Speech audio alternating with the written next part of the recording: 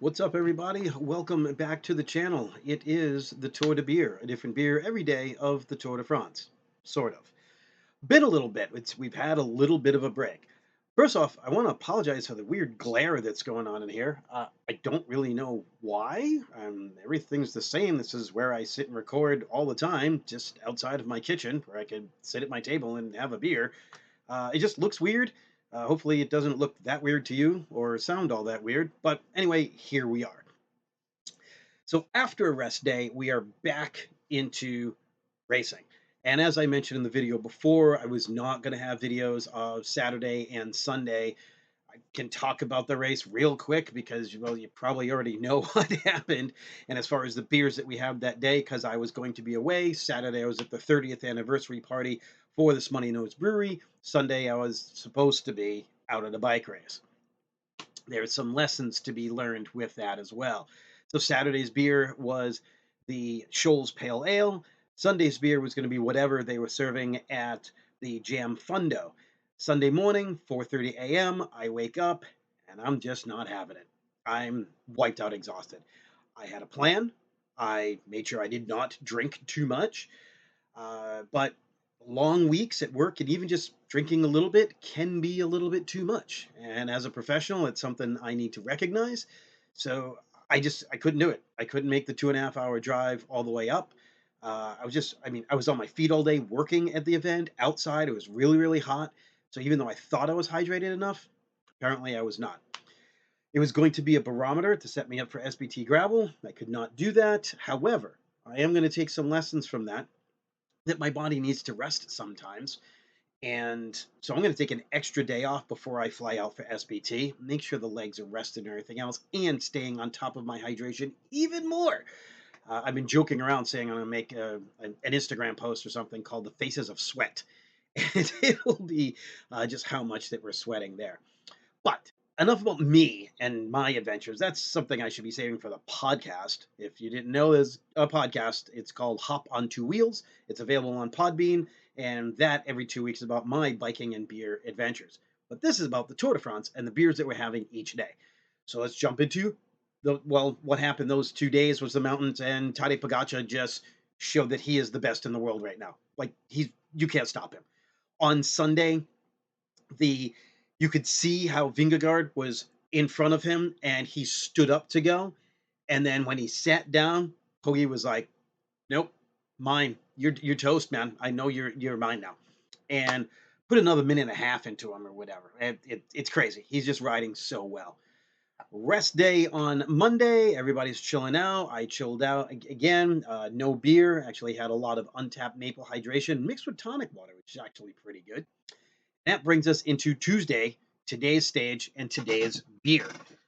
My the neck of my T-shirt is all it's hot. It's been really hot, so this is really like a beer a day, and then lots of water.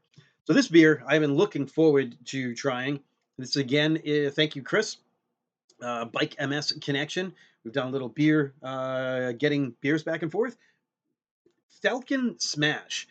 Uh, it's look at this can. The can is gorgeous.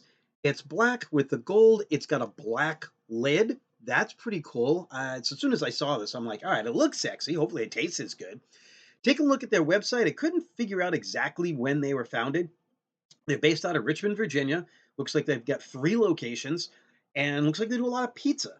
So beers and pizza. They do have something called Baby Falcon, I think it was called. So they do something with falcons. I don't know. So Falcon Smash and Baby Falcon, as well as a bunch of other things. I couldn't find out too much about the beer as far as ingredients or anything like through their website. It goes right to their Untapped menu, which lets you know what's available, which is pretty cool because it should be up to date. But I would have liked to find out a little bit more information about their beers.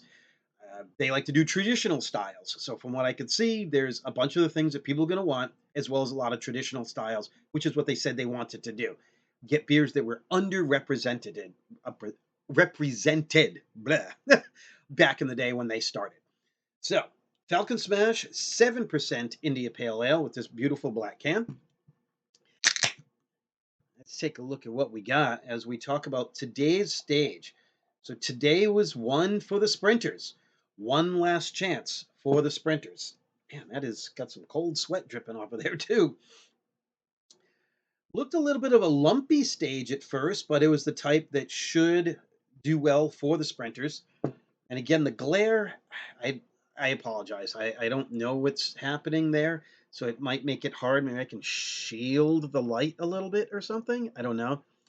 But we've got a great looking mm, grapefruit juice type look. It is, you can't see through it, so I don't know if they were going. It just says India Pale Ale, doesn't say Hazy Juicy IPA, but it is definitely one that is not, you're not looking through this. I don't have any light or anything. Ooh, nice aroma to this. Big fluffy white head, as you can see. I totally dig this tasting glass too, by the way. Thanks again, Chris. I'm getting a lot of tangerine. So not, it's citrus, but very specific. Sometimes you can get grapefruit, you'll get orange, you might get mango, guava. I'm getting tangerine on this aroma here. This is nice. And I like tangerines, mandarin orange, tangerines, the little guys, clementines. Those are, there's a different sweetness that goes along as opposed to just a regular orange.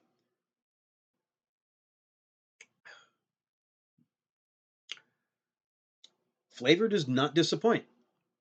It's got a little bitterness to it. A lot of hazy juicy IPAs tend to fall more on the sweet side. Uh, this has got some sweetness, some fruit going on in there, and a little bit of bitterness, like an IPA should have. So it's almost like hazy juicy IPA meets regular IPA. That may offend the hazy juicy fans. They're like, "Oh, it's too bitter." It's IPA. It's supposed to be bitter. it's it's that's the bitterness scale, is when you go from like best bitter to ESB to pale ale to IPA. That, yeah, it's supposed to be bitter. So too bad. Anyway, yeah, I like this. The bitterness will go really well with any type of dish that you want to put it with because of the citrus that's along with it. So for dinner, I'm actually making Brussels sprouts, chopped up Brussels sprouts with some garlic, a little bit of onion, salt, pepper, olive oil. So I feel like the sweetness will kind of go along because Brussels sprouts can be bitter. The bitterness will cut through the chicken. So it's a chicken with cranberries and stuff on the top of it. So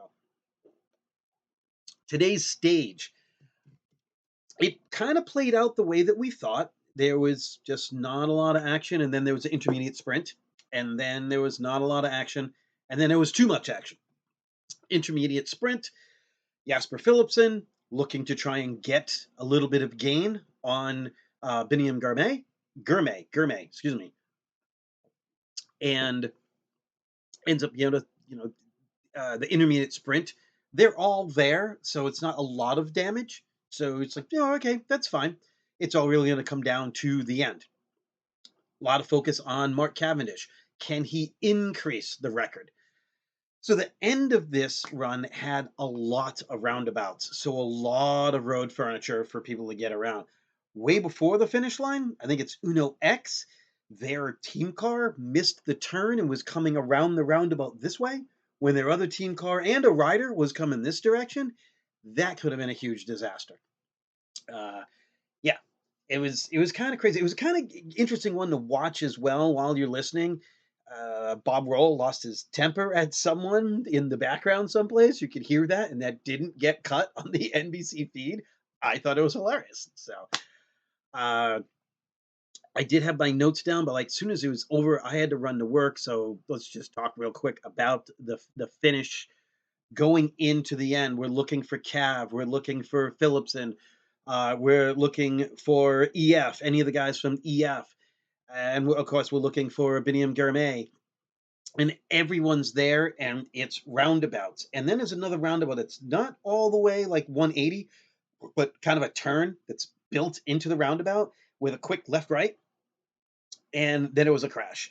And it happened within the 3 kilometer mark. I think it was maybe 4 kilometer. They keep playing with that rule, but they hit the inside that time frame, so they all would get the same time as the finishers. The problem with the sprinters is they don't care about time. They're looking who crosses the line and gets the points. Unfortunately, Biniam Gourmet gets caught up in this crash. He has zero opportunity to gain any points. So even if he was able to contest against the other sprinters and he comes in third, now you're looking at, I think it's 20, 15, 12 or something. You're looking at an 8 point difference. He has zero chance. He's not going to get anything. So now his hoping is that Jasper Philipsen does not get the win. Who else is going to be in this mix? I'm looking at the lead out train. It's Alpecin, like perfect. And I'm telling you that the guys in their lead out could probably win the sprints. They're that fast. So if you couldn't tell by where I'm going with this, Jasper Philipsen ends up getting the win. I'm looking for Cavendish. I see an Astana rider. He's got a lead out. He kind of swings out. I think it's Michael Markov. He pulls out to the side, and you can see him looking back. No Cav. And he was there. I don't know what happened to him. It was one of those where he's in the mix, and then the crash happens. The cameras go to the crash, and then when they come back, you see Markov pulling off and no Cavendish behind him. So now I'm thinking, was Cav in the crash? But he wasn't in the crash. Somehow he got lost in the jet wash. That's the only way I can describe it. So, but we didn't see what happened, and you can hear some of Cav's comments. I still want to look at some of the after videos to see what Cav has to say. But like I said, I had to run to work, so he got lost in the jet wash. Gourmet goes down in the crash, and pretty much no challenge to Jasper Philipsen for him to be able to get the stage win. Stage win number 3. Congrats to him.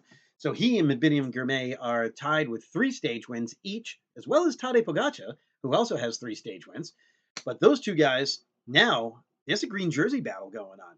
As long as Gourmet is okay, he should be able to hold on to it.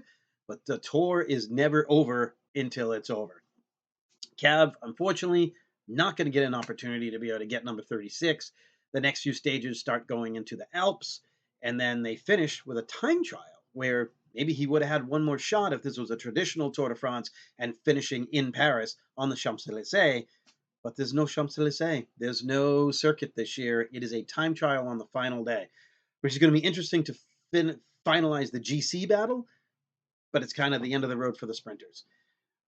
Still, I mean, Cav came and got what he wanted.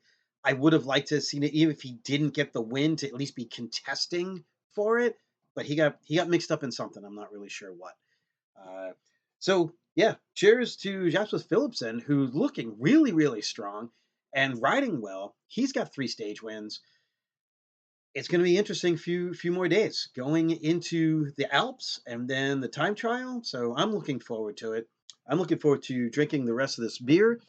This Falcon Smash 7% India Pale Ale, Triple Crossing Brewery, Richmond, Vermont. Again, this sexy AF, this can. Like, seriously. Nice job, guys.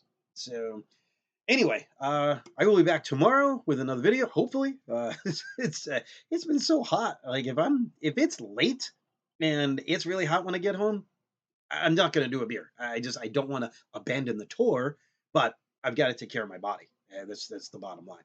So anyway, we will see you next time here on the channel for the Tour de Beer. Yes. Cheers.